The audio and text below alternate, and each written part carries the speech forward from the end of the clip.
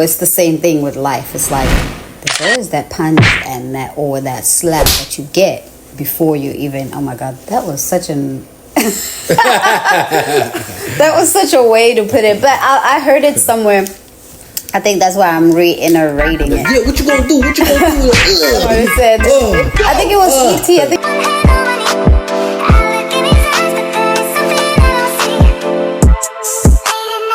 What's up, everybody? Sonny Bonani. Welcome to the Lock Fam Kingdom Diaries. My name is Pumla, the Lady of Power. And my name is Jave, aka Grandmaster Bugsy. And we are the Boardwalkers. So today we're going to kick it off with a little bit of nugget of the day, as we always do. Yeah, honey, that's right. Take it away. You got this. You got this. All right, so Help the first one is out. going to be set our financial goals for 2025. Yeah, that's right. Setting our financial goals for 2025 is today's topic. Why is the question, honey? Why? I think because being prepared is better than not being prepared at all. And if you're not prepared for the next year, you're going to make the same mistakes you made this year. So that's why you got to make sure that you prepare for the upcoming year, especially with your finances and your health and everything else that you're trying to prepare for. Absolutely. Yeah. I say why? Just because you got to stay ready so you ain't got to get ready, man. And then Exactly. What is it to a corporation that's been around to 15, 20 years? What is it to the United States to operate the way that they do? What is it to entrepreneurs and anything that is successful in itself, even as a football team? Right. When you got to stay ahead of the game and plan it ahead of time, even when you're on your fitness goals. You want to get that beach body, you try to do it before the summer. This is, again, the same mentality. That's so right. So why is because you want to stay ahead of the game. And it feels nourishing to oneself to be ahead of these things. You can be ahead, man. Like, it's almost like you're in the future. It helps. Yeah, it helps us to prepare yourself. Absolutely. Because when you get to the point where you're like, okay, something hits you on the way, because, there's always that punch that you never, like, when you're fighting, there's always that slap or that punch, the one that you're not ready for, So it's the same thing with life. It's like, there's always that punch and that or that slap that you get before you even, oh my God, that was such an... that was such a way to put it, but I heard it somewhere.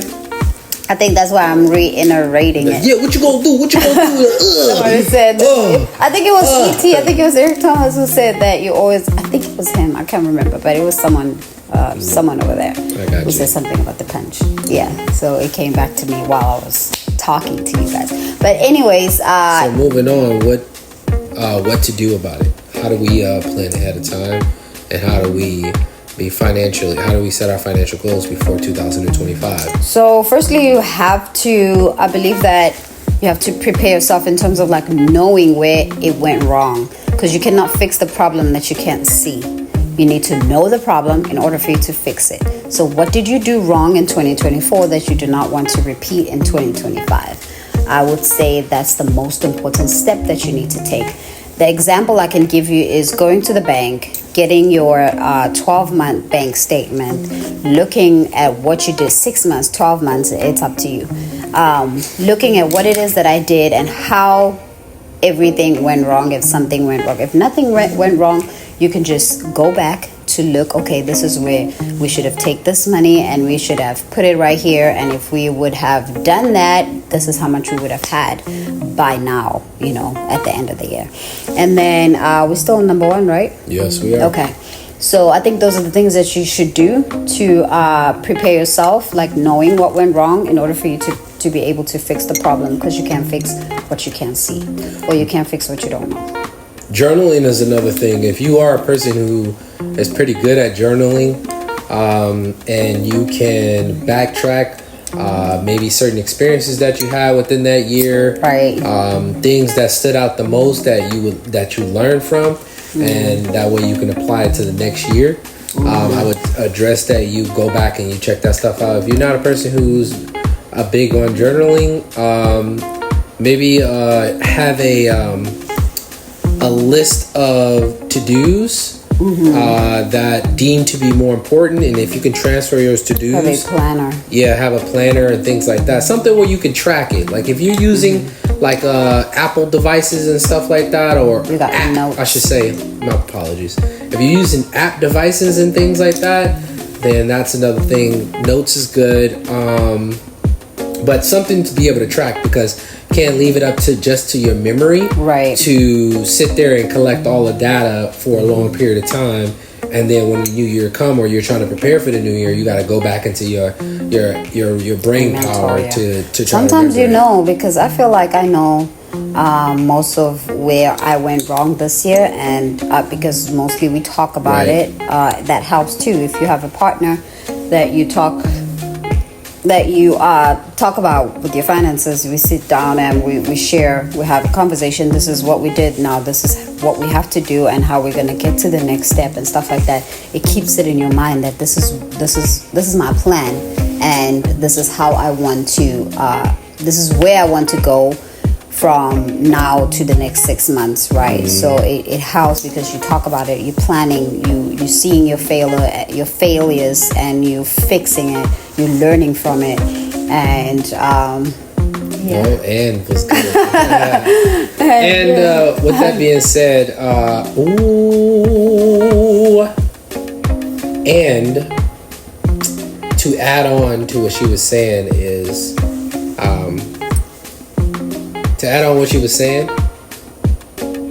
if you are seeking to be able to track what errors or what lessons you learned from that year, so you can better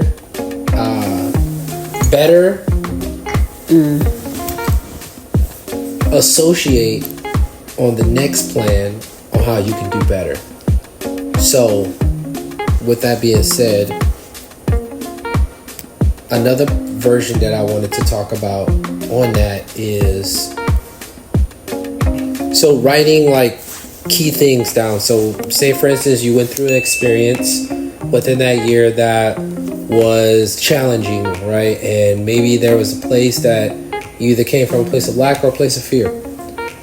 So for instance, having things come up that you didn't necessarily plan for, and you either had to borrow money, you either had to try to figure out how you was going to make the money, or you had to work really hard to get the money to do the thing that you were trying to do that was super important, that involved you to actually drop what you were doing to attend to this thing, so it can further assist you in whatever you were in your endeavors, or whatever you were going, wherever you were going on that journey, right? So one of those being like, oh, okay, well, last time I didn't have a all-purpose fund, or I didn't have a security fund. Some people say emergency funds, but I like to use security funds. Security funds is security within foundation, right? provide security. Providing security, right? With security, things that will be there when you need it, and that help you in life to have an essential comfort within your home. It could also be protection. In solitude as well. It could also be protection, security, and protection, because it protects you from not falling from the things that comes, like medical bills, like car repairs. Like you never plan for those things, but if you have the security fund or the all-purpose fund or the protection funds, it helps you, which is emergency funds. So it helps you because you're prepared. I'm like, okay, I am prepared. Even if you lose your job, if you're working somewhere, you lose your job, you have 3 to 6 months of your expenses saved up into your emergency fund. It helps you not to struggle while you're looking for another job. Absolutely. Because you know that you are prepared, you're secured, and you're protected. Absolutely. So yeah, things like that, and like being able to jot it down. Don't just have the experiences and then like try to log them in your brain, but have those bullet points where it's like, yo, this was one thing that I should have had or would have worked for me during this time, and maybe I need to work towards that. Leave your excuses out of this. No excuses when you No come into excuses. this. Execute. If you can only take 10%, do 10%. Have a end goal of at least 1,000, guys. You don't need 3,000. You don't need to be working towards that part aspect. Right now, we are following Dave The Ramsey's 7 baby steps. 7 baby steps, right? And one of the things that he mentions it's on the back of the chair, dude. Yeah. Let us walk, dude. All right. Anyways, yeah. So long story short, one of the things that he mentions is just focus on 1,000. There's plenty of things that you can get done with 1,000. That is for your security just fund. end. Don't be trying to pay your rent with the security funds. Don't just not what end that's for. don't end. I want to say this. I'm sorry to cut you off, but don't just end on the 1,000. Continue saving. So it's 7 baby steps, right? So the first step is to save the $1,000, right? And then there's a second step, and the fourth, fifth, sixth, and the seventh step. But when you save the 1,000, you are just beginning to do your emergency funds, which is you're still gonna go to 3 to 6 months. And if you guys want to know more about the 7 steps, we can go ahead and let you guys know. Just comment down below, and we would definitely go through it. Hopefully on our next video. Yeah. So yes, on the first step, you save 1,000, and you make sure that it's as you saving 1,000, you have a strategy of saving for 3 to 6 months of your expenses. That's you being secured. You don't have to put in all that you have. You can do it little by little by little by little. And again, go percentage based, guys. Percentage based is good. If you can focus on percentage based, then it'll allow you to hit your mark a little bit more sooner than not, or a little bit more sooner than whatever excuses that you may hold and say, oh, well, this wants to pull. But at the end of the day, if you've been doing it that way and it's not working for you and it hasn't worked for you, then you need to change some things. The reason being is that if you can focus on making change, then for say if you have 500 that you've been putting that percentage in, and maybe something comes up, right, that's per se only like $200, $300, you have that emergency fund, but it has to qualify as a security fund, emergency fund, all terms the same, right? But it has to qualify as that is what this is for right now to circulate on, because your end goal is to have that 1,000, and then you're supposed to replace it if you have to use that 1,000, right? Yeah. And this is only just backup cushion, so you don't have to ask somebody for money. So you have something to where if a situation comes up, like your battery goes out in your car or something like that, and you need to purchase a new battery. Batteries are now $200, $300. You need to have that fund on deck, because that car is getting you from point A to point B, right? So those things like that is allowing.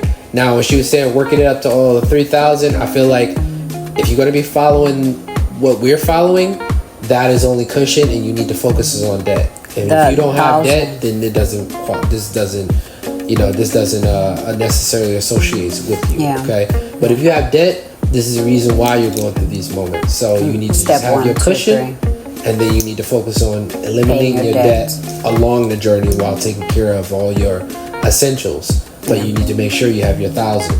You need to work yourself up there. 10%, 20% each check every time. Okay, make it a must. You gotta make it a must, because if you ever end up in this situation again, you want to make sure that you locked and loaded and you ready. You're gonna be proud of yourself later. That's true. And also, what was I gonna say? How far we at? What I was gonna say is that what was I gonna say? Oh my god. I wanted to add. Oh, okay, yeah. You said something about the percentage. If someone doesn't, the percentage doesn't work for you.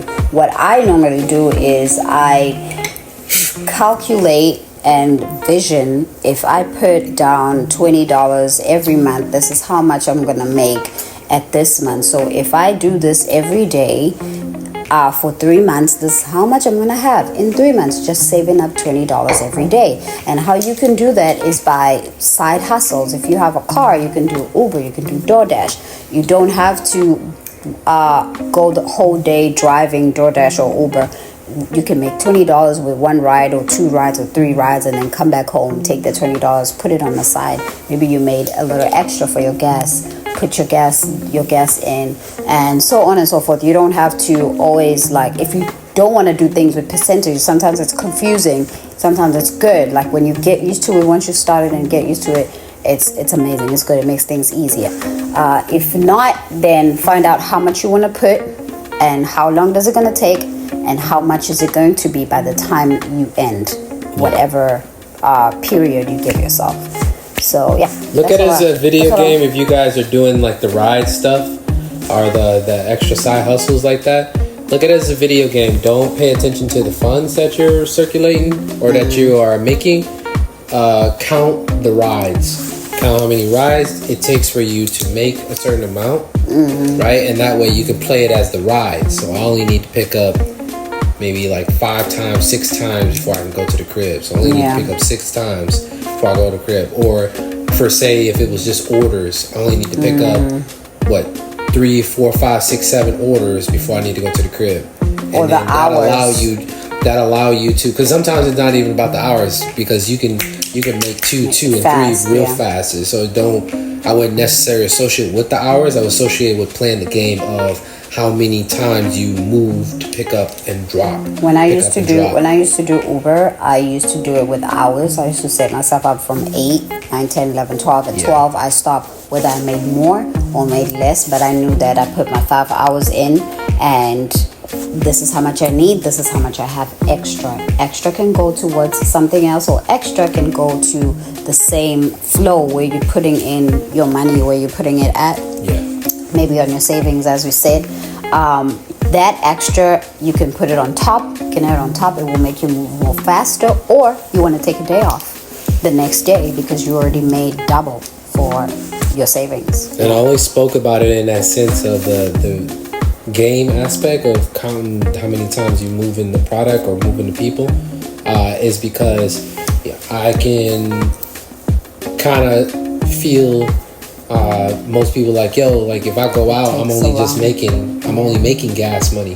So if you can focus on knocking down how many rides you do, and that's your goal, is getting this amount of rides for today only, then you'll cover your gas and you'll still have that extra for you to put aside for the emergency funds, and you'll get that much faster. You don't have to do check by check base, right? If you don't qualify for that, then that's a different story, and that's what I mean about the percentage. Find what works for you. Yeah, that's what I mean about the percentage too. Don't take forever. It shouldn't take you 2, 3, 4 months for you to get 1,000. So knock it down. You gotta crunch time it. The reason why I'm saying crunch time it is because if something comes up to where it's one of your bills and it's a mandatory that you have to pay them within a certain amount of days, or your services will be disconnected, or whatever, you find a way, and sometimes you even take from your paycheck to pay them, right? Depends on how important it is to you for the individuals that we're talking to, right? And so it's saying that you make it a priority then to pay them a certain amount. So if you want to be smart about it, you want to make those percentages that you take out to put towards that emergency fund priorities, right? Because the faster you get to your 1,000 that's sitting over here for any situation that want to pop off, you see what I'm saying? For any situation that want to pop off, then you have that sitting there ready and prepared for any means necessary. Okay. So most of the time, if you're prepared, emergencies don't happen. But if you're not prepared, you're gonna get a lot of emergencies. Exactly. Honey, shoot us up to number 2. Okay, number 2 is reviewing 2024 spending. As I said earlier, print out your bank statement. Yes, print out your bank statement. Know how much you made. Know how much you spent, and where did you spend it, and what did it help you? Did it gave you more, or did it take it?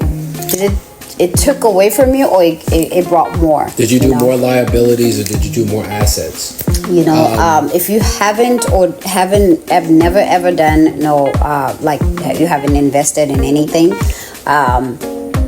you need to set your mind into that. Find one thing that is in there that is taken from you that you can leave without, because sometimes we're like, oh, I cannot leave without my Chipotle. I cannot. That's not a case. You can cut that Chipotle off and you can make your own Chipotle, and you can take that $10 for that Chipotle. You can put it on your savings account or on your investment or whatever it is that you need to do. Sometimes we prioritize things that doesn't really feed us, or that doesn't lead us into the great future, or it doesn't build our future. It doesn't do anything for us, instead of building someone else's. I mean, I'm not saying don't buy. You buy, especially my stuff, okay? Buy things that you need that are going to help you with your health, because you need health. You cannot make money without you being healthy, because you're making all that money to spend it to all the doctors and the hospitals and stuff like that, and you're left with nothing. My point saying this is that know what you can cut off, and whatever money is that, you can take that and make sure that, okay, today was my Chipotle day. Today is a Taco Tuesday, so every Taco Tuesday, I'm going to take that money, I'm going to put it over there. So every Taco Tuesday, you pay yourself on your investment. I don't know if that makes sense. I feel like I'm all over the place, but go ahead. I don't feel like you're all over the place, but to top off what she was saying and bring some conclusion, know who you are when it comes to managing money.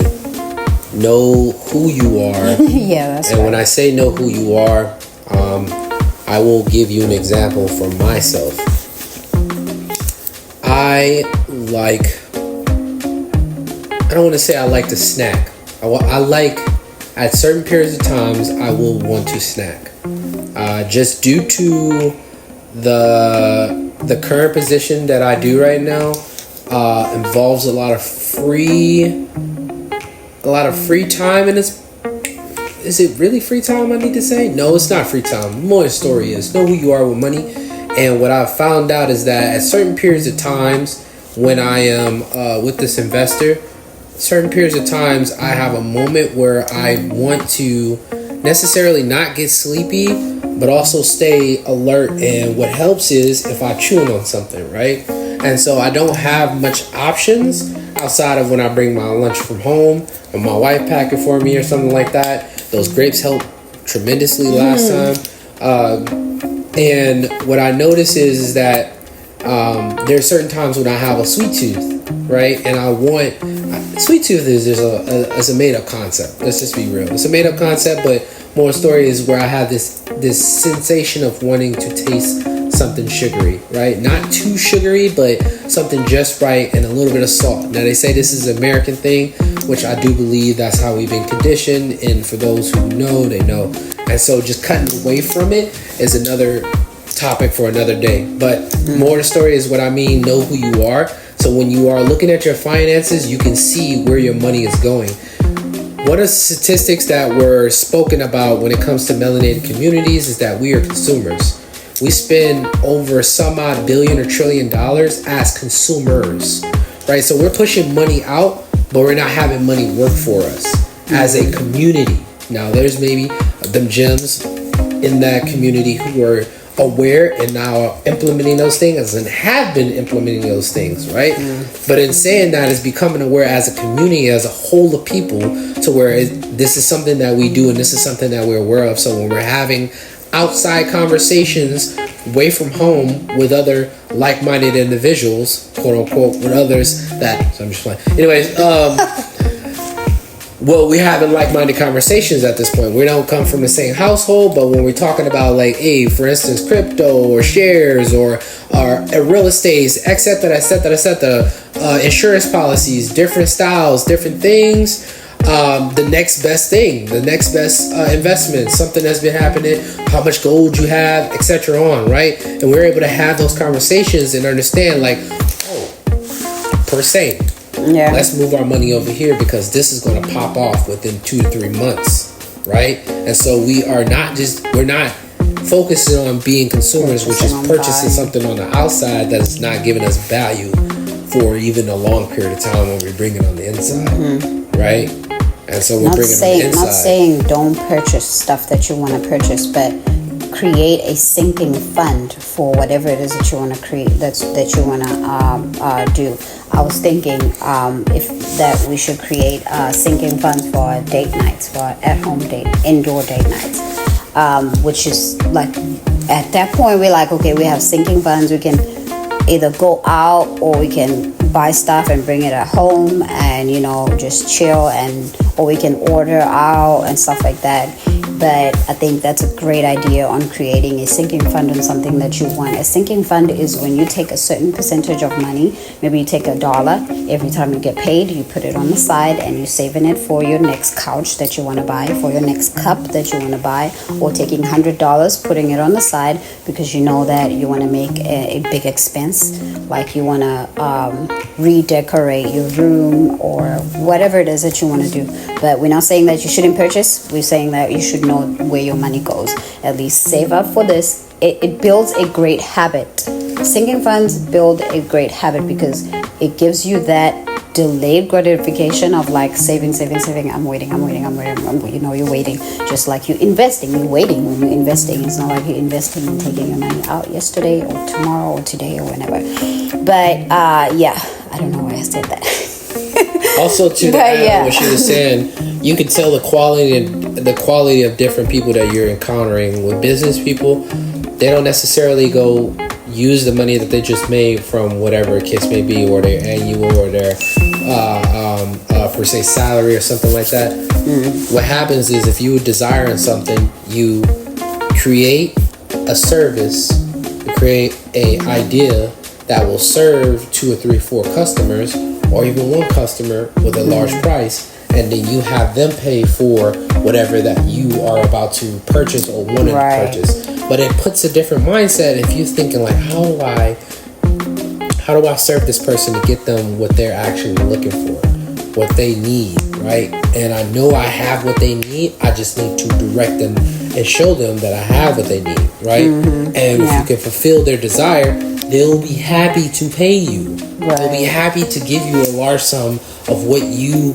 are offering them. So learning how to do these things, we've learned this with our clients, and it is one of those things that is always a growing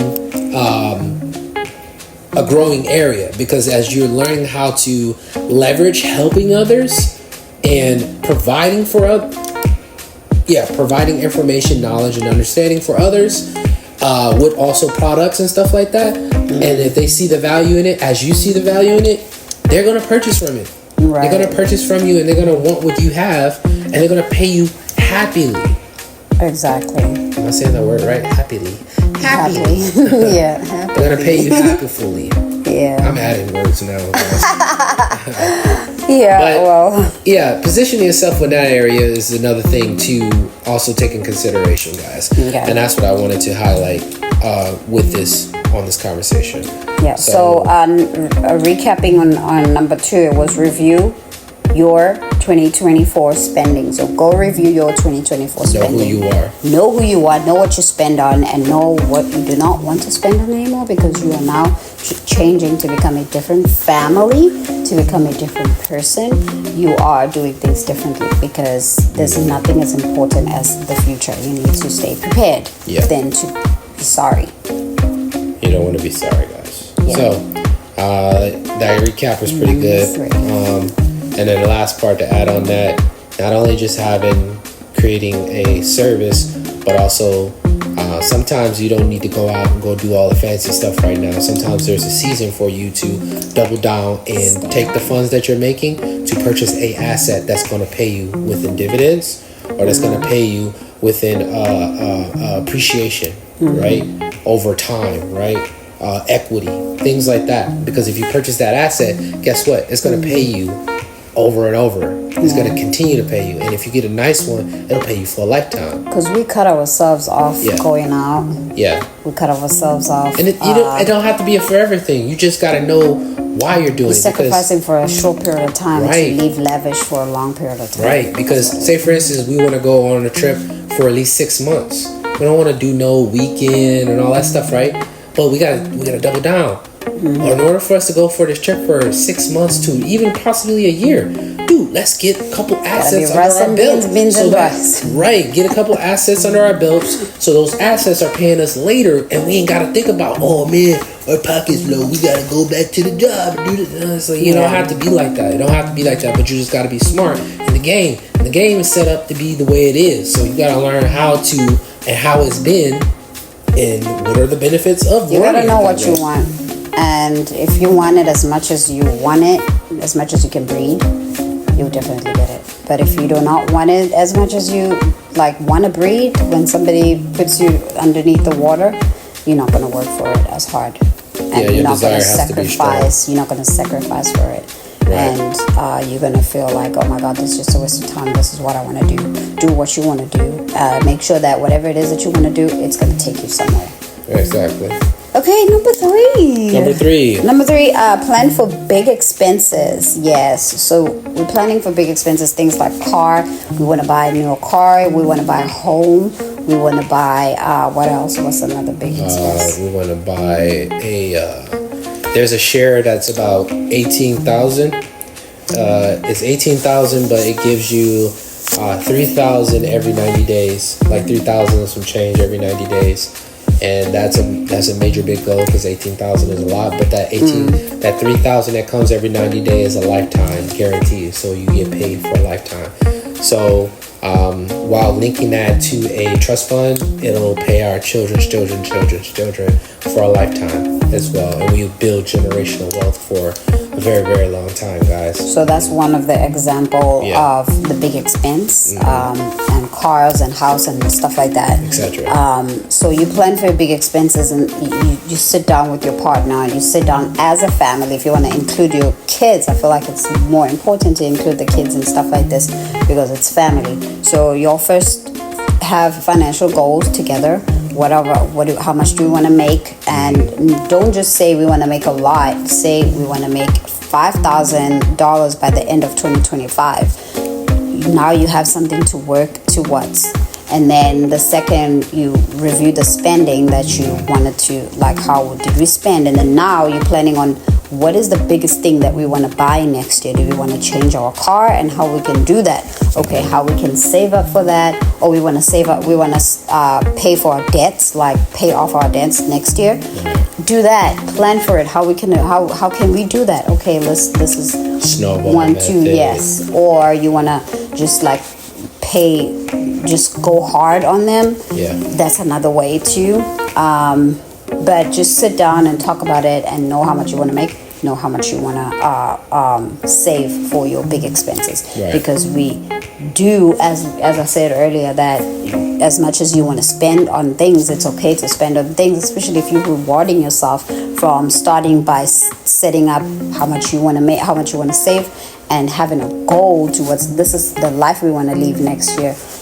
Now when you're buying that big expense, that thing with the big expense, it's like, yes, I did it. I did the 2 steps. Now I'm on my 3rd step, and it feels amazing. This is my reward right now. I'm buying myself a new car, or we're buying ourselves a bigger house, or we're buying ourselves a share, that's going to give back to us every 90 days, Yeah. I would say, I'm sorry to cut you off. Yeah, you go ahead. I would say, with us being in the United States, try not to focus on the norms. She's giving you an example, but try not to focus on houses and cars and things like that. It's nothing wrong with treating yourself, and those are big expenses, but look at it as an asset. You gotta separate what's an asset and what's a liability. Buying a brand new car is a liability, right? Unless you are turning it into a business where you're buying 3, 4, 5 cars, and then you're leasing those cars out, and then you put it under an umbrella to where then they're all covered if anything, somebody's trying to steal them, etc., etc. And so you can get also tax write-offs on that, and etc., where it's becoming a benefit, where it's drawing in and pulling in and impregnating more money for you. For houses, for instance, Airbnb those houses, fixing them up, turning that into an LLC, and so on and so forth. because you can also turn those houses as you're buying them, or for instance, you got this first house and you're doing the payments monthly, and then you want to become a landlord, don't want to become a landlord, but what you can do is you can also use this house as an asset. This will also allow your children to be more aware on how to create and generate more income than just purchasing these things. Yeah. Because these things are only depreciating in value as time goes. That's why they say sometimes the longer you hold on a house, especially the cars, right? Definitely your cars, but sometimes the longer you hold on a house, more equity you build on that house, depending on where the region and where it's located, right? And so sometimes it takes like 7, 10, 20 years in order for you to actually have doubled on what you purchased for it, for an amount of time that you purchased for it while paying that mortgage. Yeah. So become knowledgeable about these things, but also make sure that those big purchases are not just, they're not liabilities. You're turning it, because there's nothing wrong with you having delayed gratification for the things that you desire. Like one of mine is having a Lamborghini Urus. I also want a 4Runner. I have a desire for a couple of other cars, and I feel like the 4Runner is more closer for me to get. That's also a $30,000 car. And not saying that that's a lot, but also to remind you, I'm going to be putting down a certain amount, but I don't have that whole $30,000 to be like, oh, I'm going here paying in cash to give you $30,000 or $30,000+ on this car, while also the other stuff that comes with the taxes, right? And I'm now going in debt to say that I'll take this and I'll also owe you more. So you got to understand, like, it's taking from you and not giving to you until later, unless your one of your assets is able to pay that thing in full.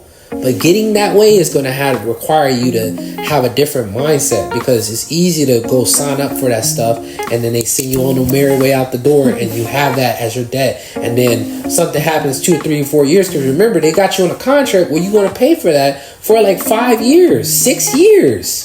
That's a long time to be paying for something, to say that, oh, something's not going to come up within that 5 or 6 years. Are you going to stay at your job for 5 or 6 years just to pay off that fucking car? Come on, get real, guys. Get real. All right, so that's something that I wanted to chop in and talk about, as far as in planning for your big expenses.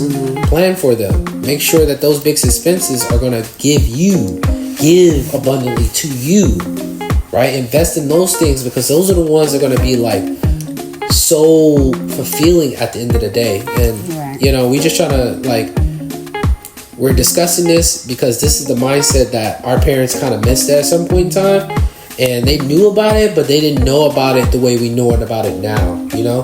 And we got to do something about it, guys. And this, I feel like this is our time.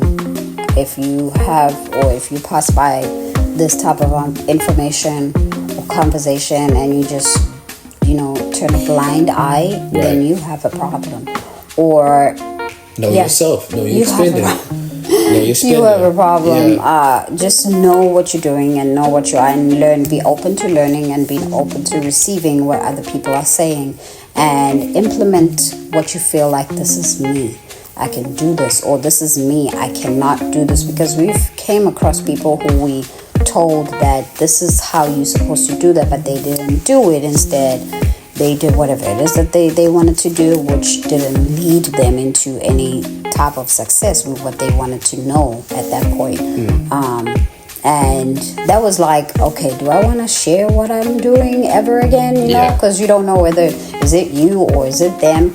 But knowing that, you know what, I did, at some point we had to talk about it, and we were like, we did what we were supposed to do. If anything, it's not on us, right? We did what God told us to do, and we did it at that point.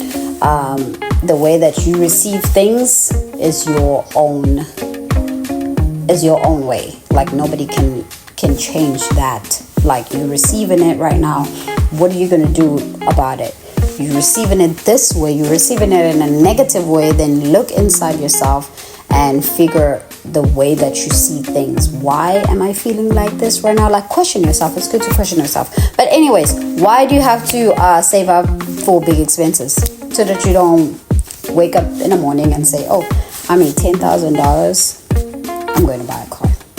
Yeah. plan for that shit, because you cannot just wake up like you're going to buy groceries. It's not the same. Yeah. It's going to put you down. So, with that being said, guys, please like, comment, share. We have definitely been going up in our views. We appreciate all of our followers and all the people that have been showing us love on our videos and shorts and long forms. We do this to provide information, knowledge, wisdom, love, and insight in creating that community where we're all thinking like-minded. And for those who are already farther ahead in the game, to drop the gems and just basically let's have a conversation. Yeah, let's have a conversation. Become aware about what somebody else knows that we don't know. Yeah. And that's pretty much what life is about. But we're also trying to serve each other, right? And serve each other about meaning like in vast majorities. Like there's no way that with the mindset that we're talking about and with other people who think like we think, there's no way why we can't have an impact in life and leave a legacy. So with that being said, like, comment, share, and definitely subscribe. One of our videos just hit almost 90K, so we're going viral as we speak right now. We already passed our first goal, which was 500 thank you. So we did that, and now we're at almost 700 subscribers right now. We're at 630 something, right? And before you know it, we're going to be at 700. So our next goal is 1,000 subscribers right now. Yes, so that's our next goal. Yeah. And we want to share that with you guys. And definitely share our content with people you think this will be of value.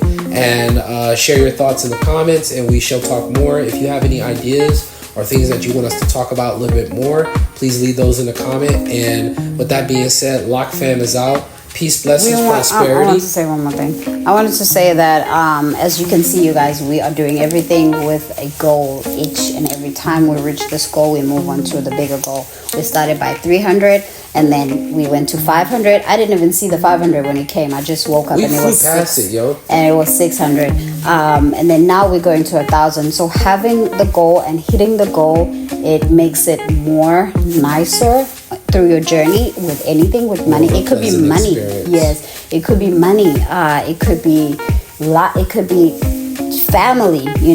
Having the goal each time you have an idea of something, and just like, this is the goal that I want to reach. You will reach that goal, and then you prepare for a next goal, and so on and so forth. So that is an example that I wanted to share with you, that having things with goals, that's why we're here talking to you about how to set your finances, your family finances for 2025, how to review your 2024 spendings, and last but not least, plan for your big expenses. Those are the goals you can set up.